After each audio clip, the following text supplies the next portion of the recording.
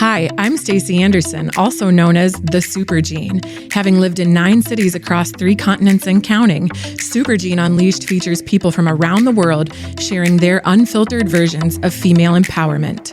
With a 20-year global career in digital marketing, operating as a leader and mentor, and now as a wife and mother of 3, I encourage you to unleash your own Supergene and become the most empowered version of yourself.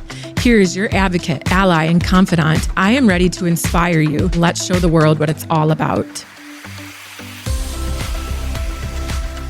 Welcome back to another episode of Supergene Unleashed. Today, I am pleased to welcome Raphael Veron to the show. He is the founder of Muse Avenue, which is a B2B marketplace for salons offering chair rental. And this is pretty cool because it actually allows hair professionals to be freelancers and find a space. And it also helps salons because they can turn unused chairs into profit. And what I really want to uncover with Raphael today is a deeper understanding of what it's like being a straight man in a female-dominated environment and what insights us women might benefit from a man's perspective. So, Raphael, please tell us, how did you actually get into the hair and beauty industry? Hi, Stacy. Thanks for having me, and thanks for your nice introduction. How I got into the industry is totally by chance, actually. I was about to start a master's degree in management in a business school in France. And before doing that, I had to do a 6-month internship abroad for the Frank Provo franchise in Australia. So Frank Provo is one of the major premium hair salon franchises in the world, originally based from Paris, that was founded in 1975. So it's a very famous brand in France. There's like more than 400 salons in France and about 700 in the world. And they were looking for an intern in finance and operations. So I went there, I got the internship, stayed there for 6 months to help them. They only had one salon there at the time. And then when I went back to France and I finished my master's degree, they actually offered me to come back as a full-time employee. And I was given the opportunity to go back as an operations manager and to help them expand in Australia, basically. After about a couple of years, I became the general manager of the brand in Australia, and I kept running it for another 7 years. So I stayed for 9 years in total running the Frank Provo franchise in Australia. So actually, you were really majoring and studying business, and so it was the internship in Australia that led you over there. I mean, what was it like, entering into a very female-dominated workplace? Did you face any skepticism? Obviously, you were also coming over to Australia, and I don't think that you had been there before, so you were entering a new market, a new culture. What was it like entering this industry over there as an intern, nonetheless? Yeah, as an intern, I was 21 years old, so I was just, there to learn, really. I was mostly working from the head office, and I would go into the salons. There was only one salon, and then we opened the second one during my internship there. So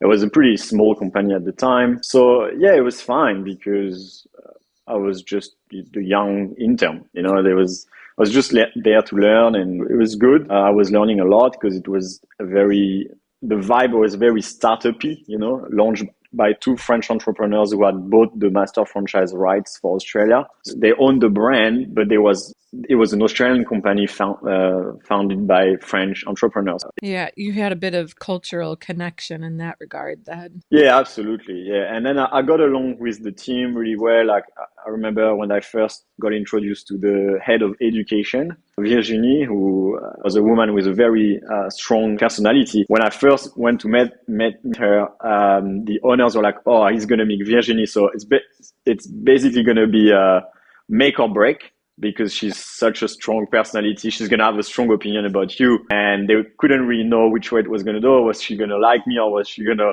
hate me? And we really hit it off, and we really got along really well, and we started working together. And so at the time I was an intern, so I was assisting her with her education programs for the hairdressers, and we really became good friends. And when I came back 3 years later as an operations manager, I was then her boss. But we stayed friends, and we had an amazing work relationship for the next 9 years, and I'm the godfather of her two children now, and it's been really an Oh, amazing wow. journey. You obviously really hit it off. You passed the test then in that initial interview. Yeah.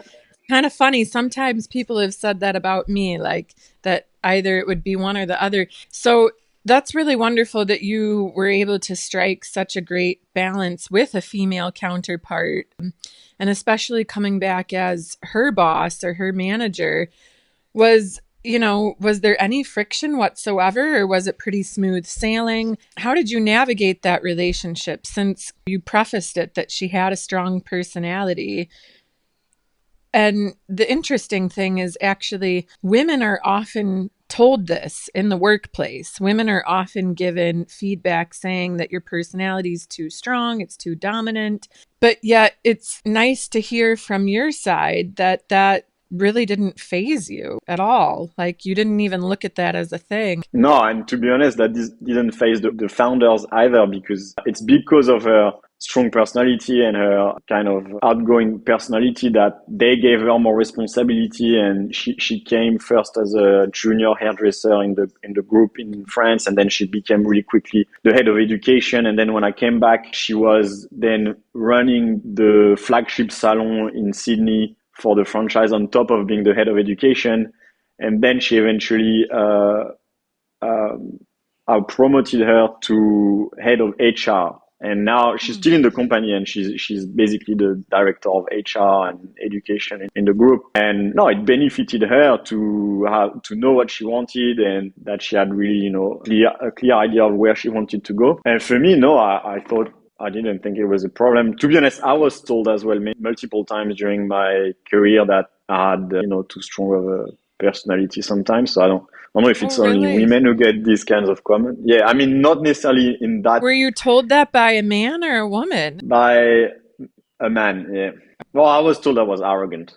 Yeah, I mean, that's crazy. I haven't really come across that, to be honest with you. Or maybe just men haven't chosen to share. They didn't want to, divulge such constructive feedback. Look, I think what happens is the reality is that men can be pretty tough, but women as well, to be honest. People can be tough Yeah. in the workplace and give you harsh feedback. I think men get harsh feedback as much as women do. So yeah, I don't know. For me, like everybody has to bring something to the workplace depending on their personality. We all have to learn how to work together. I mean, for me, in my career, we always made it work. So yeah. Yeah, that's very true. I've especially encountered that working in Dubai for the past 9 years, because it is such a cultural melting pot. Coming from the US and working in New York, where it was a certain work style, it was a complete 180 in terms of being thrown into a ring with so many different work styles and cultures and personalities, as you say. I guess it means that you have to be much more observant. What gender biases or barriers have you observed in the beauty industry? And how do you think that they can be addressed? Obviously, you've been in it for more than a decade. Do you think that being a man has also given you some kind of an advantage working in a female-led industry? Good question. So, I mean, obviously, because it's a female-led industry, in our company, it was mostly women who had, I mean, salon managers, for instance, were mostly women. Biases, I mean, I don't know if we can call them biases, but I guess, did that help me to be a man? Yes, I think sometimes it did. Based on what feedback that I heard from my female colleagues in the industry, I heard sometimes that they would say that some of them wouldn't want to be in a salon where there was only female colleagues, because they thought that the environment would be too, it's their words, not mine, too toxic. So Okay. they liked when there was like one man in the salon that kind of balances things out. And for me, like most of my career, I got along with, I mean, pretty much everyone. I mean, you work with hundreds of people over the years, so I can't claim that it went smoothly with Yeah. 100% of people, but I think generally I got along with everyone, and the fact that I was a man didn't pose any problem. The main problem I had is that I was pretty young when I came back, and I was coordinating these 4 salons at the time. So I was the manager of the salon managers, and I was 24, and Oh, some of them wow. were like 35, 40, 45 years old. So that was more of a problem for me to manage, the fact that I was so much younger than some of them, than the fact that I was a man and they were women, or that the gender thing was never really a big issue from my perspective anyway.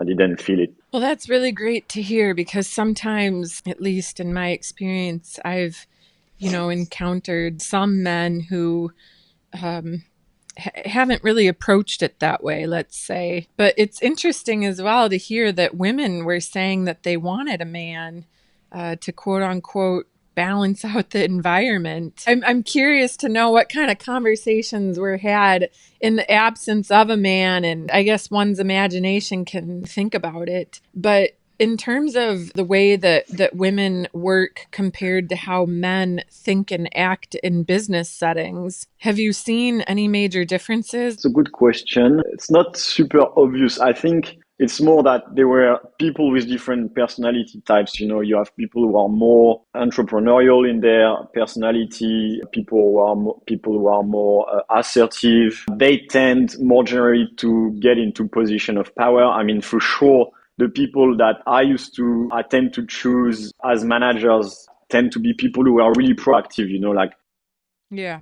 they would take responsibility without me having to ask them to do it. So obviously when you have to choose a manager, then it's kind of logical you go towards the people who've already been doing the job. And so for me, I wasn't really thinking in terms of gender. I was more thinking in terms of who do we have in the salon who can hold the reins, who is proactive and can manage a team. So I was not necessarily thinking, oh, we need a man manager there or we need a woman manager. I was more thinking, who can do the job? I was really basing my decision based on competence. And in that regard, I mean, I haven't done the statistics, but there was clearly more women who had the job, but there was also more women in the industry. So it kind of made sense. There was also some men who got the job. It was really more based on personality and willingness to do the job as well, than gender. Even Yeah. though, yeah, you're in a female-dominated industry, sure, but at the end of the day, you just want someone who wants the job and who can do it. Yeah, I really appreciate your, unbiased viewpoint. And yes, although by default there were naturally more women, which would mean that you would have more female leaders, I appreciate that you were looking at things from a practical point of view and assessing people based on capability. There's times, or you hear about stories where it's not necessarily like that, or there's an unconscious bias that sometimes is driving the decision making. And that kind of leads me to the next area I want to ask you about is what advice would you give to men who want to support women more meaningfully, especially in industries that they may not be a part of? And you seem to be a huge supporter of women. You kind of have no choice not to be. Look, I mean, my advice, I don't know if it's a popular advice, but my advice is to treat women based on their competence, not their gender. Treat everyone based on their competence, really, and despite their gender, their skin color, or anything like that. Personally, I want to work with people who work competent in what they do, also whom I can get along with. So I'm not thinking, oh, she's a woman, so I gotta treat her differently. I mean, obviously there are things that you have to do differently. For instance, we had multiple women becoming pregnant during my career in Yeah. Frankfurt. Of course, you want to show support and you want to be, we're going to manage. Of course, we're going to make sure that you can go on maternity leave when you need to, and you can have your job back when you come back, obviously. So you want to do that, but I would also do it for a man who becomes a dad and needs that time off. So for me, my advice is, well, just based on their character and their competence, not their gender or anything else like that. This is what matters in the workplace, is character and competence. I really appreciate that. It's kind of like the golden rule that we're taught from a very young age, right? Treat others how you want to be treated. So it's nice to see that you carry that forward in a business sense. I want to shift gears over to talking about Muse Avenue and understanding a little bit more about this journey that you've embarked on. I think it's been 2 years now since you basically left the stable corporate world. What led you to this decision to make that leap? And did you have any fears or doubts going into it? Yes. So I always wanted to become an entrepreneur since before I started my university degree. So that's really something I was like, oh, I wanna start my own business eventually. And when I got the opportunity to come to Australia and work with Frank Provo, I was seeing it as a school of entrepreneurship because it was still a young company and there was a lot of things to do in a small organization. And then it happened that I just stayed for so long there because I just loved my job and the people I was working with and didn't have a clear idea of what I was going to do next. Then when I decided to launch my business, it took a bit of time for me to actually jump. And yes, I was terrified. Honestly Okay. terrified. I thought of myself as someone brave, but when it was about, quitting your stable job that you've been doing for 9 years, that where you have a good salary, where you know everyone, you really master your trade in a way because you know the company like the back of your hand. You know, you've hired most of the people who work there. It's extremely comfortable. Yes, and thinking, okay, I'm gonna quit. I'm gonna have no safety net. It's not like my business was generating revenue. I was gonna be able to pay me. I knew I was gonna have to work without a salary for probably a couple of years, and I had no idea if it was gonna work. And by then, I also had convinced a friend to join me in the adventure as a co-founder. He had quit his job in Paris and moved to Australia with his fiancée to be my CTO. So that was this weight of responsibilities as well of, oh my God, if we're not doing it, like if we're failing, it's not only me who fails. It's like I'm taking someone else down with me. Yeah. Well, and even two people because his fiance moved. So you were almost like Yeah. taking a big risk whether or not, well, if they would like living in Australia, but also the risk of your dream for the vision of the company. But they Yeah. followed you and he followed you. Yeah, happily because it's been really amazing to work together. But yeah, eventually it's actually my older sister who, because I have four sisters as well. It's worth Okay. mentioning. So you grew up in a female dominated home, even. Well, I also have two brothers, but yes, Okay. four girls and three boys. So definitely Wow. female dominated. And my father has five sisters, and my mother has two sisters. So it was very female Wow. dominated family. But yeah, my older sister who's kind of been my mentor because she's very involved in the startup world in France. At some point, she was like kicking my ass, saying, "You gotta do it, Raf. You can't just keep doing it as a side hustle on." While you're at Front Row, you gotta quit and do it full time and really give it a shot and see if it's working or not. And then if it's not working, you'll move on. So thanks to her, So I you had finally did it. actually kind of started it on the side before you fully Uh, left. yeah, I had done like a prototype, started talking to people, and I had found my co-founder in 2022 while I was still working at Frank Provo, and I quit and we launched officially full time in January 2023. And when you first launched Muse Avenue, I mean, I don't think it was what it is today. Is that correct? When we first launched Muse Avenue, it was initially a marketplace that was supposed to connect independent professionals and clients. So I was thinking clients, they need to find the right hairdresser. It's not so much about the salon anymore. It's more about the person. And Mm-hmm. those people move around a lot. Sometimes they work from home. Sometimes, they work from a co-working space. So we really need to put them on the map. So we started with that, but we didn't really figure out how to commercialize it. And after about 6 months, we had like 500 professionals on the platform, and salon owners started to reach out saying, "Hey, can we advertise on your platform because you have all these independent professionals, and I'm interested in renting chairs, basically." Oh, okay. And that's when I was like, back to the origin. Wait a minute, this is obviously, we kind of brainstorm with my co-founder and we talked to all these potential customers. And in January 2024, basically, we were like, okay, we should really look into, should we really go down that route of focusing on a B2B marketplace for chair rental. And so we made that decision in February. We put in the bin 80% of what we had built the year before was a B2C marketplace. And yeah, we relaunched basically our new chair rental B2B marketplace in March 2024 and started commercializing it then. And yeah, that's what it is now.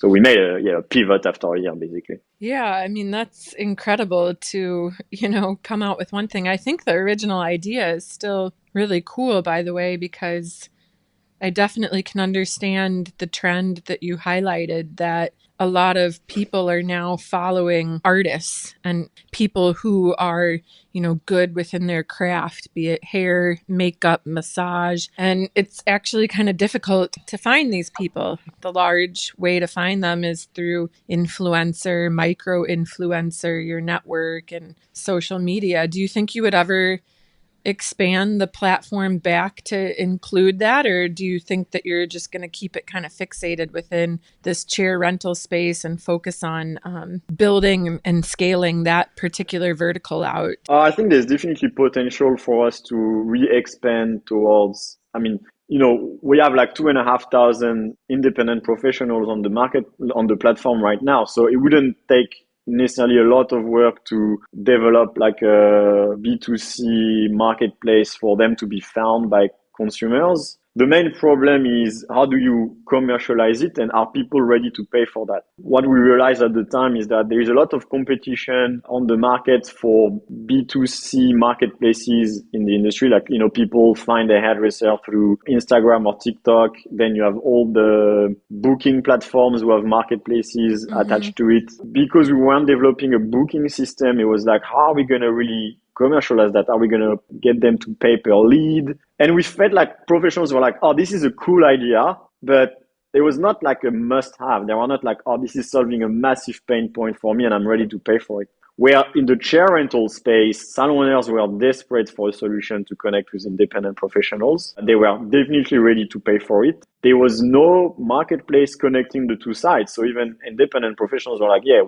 we want to go on our own, but where are we going to do it? How much is it going to cost? Am I going to find the right salon with the right vibe for me and my clients? So we felt like this was where we could make a real difference. Yeah, absolutely. And that's, usually where you see startups succeed is when they really nail that product market fit and they're coming and filling a gap, as you said, and solving a problem where another entity isn't solving that problem. I want to dial it back to your initial comment about being completely terrified to take the risk. Obviously, now you're a couple years in.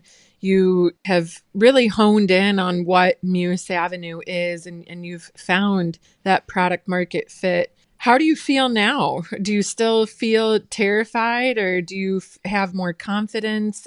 I want to ask you, do you see any differences when it comes to risk taking between men and women? Often we hear some studies saying that women are not as big of risk takers as men. So I don't know if you would say that that's true. Obviously, your sister doesn't sound like she falls in that category, but I'm just kind of curious to hear your opinion on that. Yeah, so for your first question, how do I feel now? Definitely, yes, more confident.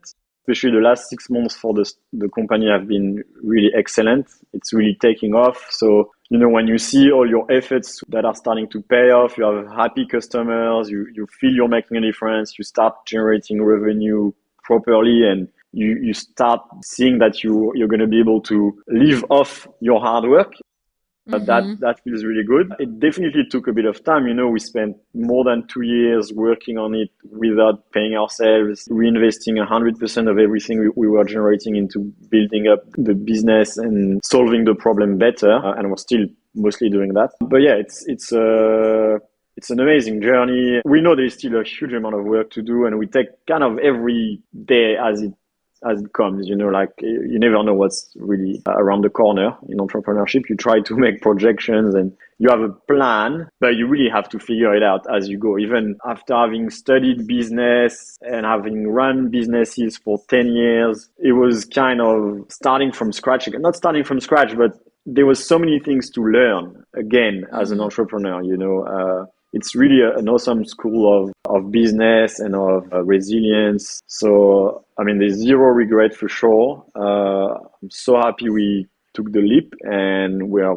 confident for the future. And yeah, it's an awesome experience. The main thing I noticed is that definitely when you go to startup events, it's 80-90% men who are there. Like founders are men. And I'm not Yeah. talking about the ones who get funding. I'm talking about the ones who are eating ramen and have a tiny startup that hasn't reached product market fit and are desperately trying to raise money or attract any kind of interest in what they're doing. And I was there for a long time. And it was mostly men doing that. So chasing that wild dream, that crazy idea was definitely 80-90% men. How have you been able to stay motivated to keep going? Just to try and encourage more women out there. And I'm sure that there's so many women out there that have ideas and would love to take that leap of faith. What are some things that have helped you stay motivated despite the ups and downs that you've encountered? For me, I think two main things I would say. The fear of regret, like not feeling like I've given it a proper shot or not feeling like I've really done what was needed to see it succeed, which sometimes, the frontier between persistence and foolishness can be blurry. And I've felt many times talking about my idea to someone that they thought this is never going to work and I'm a fool. So look, we're But not out of by the the woods yet. way, Melanie Perkins, she encountered that with Canva. I mean, if you read her startup story, she was constantly given the decline and now she's completely blown up. Yeah, I mean, look, it's the story of Yeah. entrepreneurship, really. We see in the media, oh, that person raised $5 million based on a deck. That very, very rarely happens. The reality is that, it's like thousands of entrepreneurs who are working on their own or with one co-founder on a crazy idea that generates no revenue, that has just a bunch of users. They are still struggling to find some kind of product market fit. And you go to these events and you pitch your ideas to each other and it's like really a bunch of fools who have those crazy dreams, but it's hard to convince someone that it actually has legs. So I think you're going to be ready for it. If you start your own business, you have to be convinced that the problem you're trying to solve is real and is very painful. And it's better when you've experienced it yourself, either in your personal life or in your professional life. And you have to be ready to look like a fool for a few years because it's not glamorous. Early stage entrepreneurship is not glamorous. I think that's the main thing. I'm a startup founder. The reality of startup founders is they don't make any money, so they have no money to like buy any fancy things or travel around, or their company is unknown. It looks crappy, like the product doesn't work properly, the branding is all crooked, and nobody takes them seriously. I was the group general manager of Frank Provo, Australia. I was managing 100 people and dozens of salons, a company that was making more than $10 million a year in revenue. I felt like I was someone, I was Right. someone. But as soon as I quit and started my company, I was nobody. Yeah. And even the people I used to work with, they didn't care about me anymore because like the L'Oreal and the partners, they were like, yeah, I mean, your little business, it's a cute idea, but come back when you have something worth selling. That's something that actually works. The fact that you used to run a company before and it gave you some kind of credibility doesn't matter much anymore. So you have to rebuild yourself, and it is tricky to do. In terms of women and men, again, I'm not sure what goes on into women's mind. I mean, obviously there are women who are really prone to risk. You mentioned Melanie Perkins. She's not the only one. There's obviously many very successful female entrepreneurs. Is there more men that are prone to risk proportionally? It looks like it, just based on the data, based on the number of men who are giving it a shot. But yeah, I mean, I don't really know if I'm not a psychologist, so I don't know why or. Yeah, of course. I was just curious to see if there were any observations that you had, but I think that what you've shared in terms of advice for anyone considering launching a startup, you've really shared some important pieces of wisdom. I especially like the point about being able to take the transition of going from being in a prestigious role, having all of this leadership and oversight, to basically starting at ground zero or being a nobody, going from something that's giving you so much of a name and credibility to having to find your new path of credibility. And I think that that's something that maybe a lot of people could get burnt out by if they don't have that realization going into it, that large majority of it is going to be extremely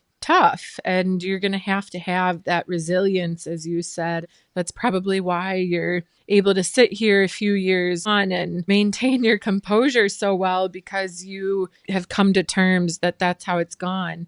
I want to just switch gears to one more juicy question about what you have learned working with so many women. Surely you had to be exposed to some gossip, the good, the bad, especially working within the salon environment. What are some of the main things that maybe you've learned about working with women that might help them to be more themselves? It's true that the hair and beauty sector is known to be prone to gossip. That's something everybody kind of tries to, fight against. So it's there, but everybody tries to fight against it. So there was gossip as well at Frank Provo for sure. I think our rule was kind of, if you have a problem, talk to your manager. Don't talk to your other colleagues, and not address the problem with people who can solve it, to try to work against that. And regarding your comment about gossip, that's how we were trying to manage it. Regarding advice on how women can be themselves in the workplace, that's what you